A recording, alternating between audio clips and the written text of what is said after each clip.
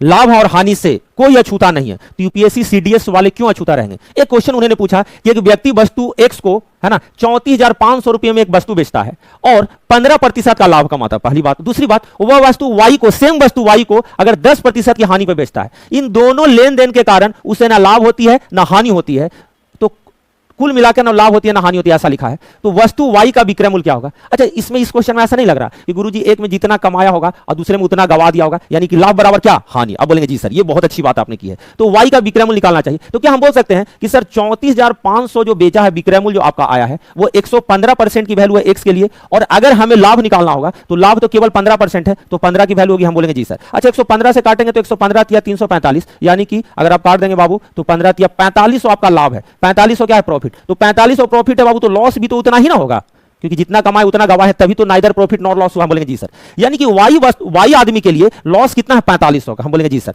4500 अगर लॉस है बाबू, अगर आप ध्यान से चीजों को समझे, 4500 लॉस है वाई वस्तु के लिए, तो 10% जो लॉस हुआ इसी का वैल्यू है, हम बोलेंगे जी सर। तो 10% की वैल्यू बाबू कितना है, 4500। हमें निकालना है इसका विक्रय मूल्य, वाई वस्तु का विक्रय मूल्य, तो 90% में बेचेंगे कि नहीं, हम बोलेंगे जी सर। यानी कि सर 10% की वैल्यू 4500 मतलब 9 गुना, तो बाबू इसका भी अगर 9 गुना देखोगे तो 45 नमा होता है बाबू 405 होता है, यानी 405 मतलब 40,500। इस क्वेश्चन का करेक्ट उत्तर होगा कि नहीं? हम बोले जी सर, जबरदस्त क्वेश्चन था, शानदार क्वेश्चन था सर।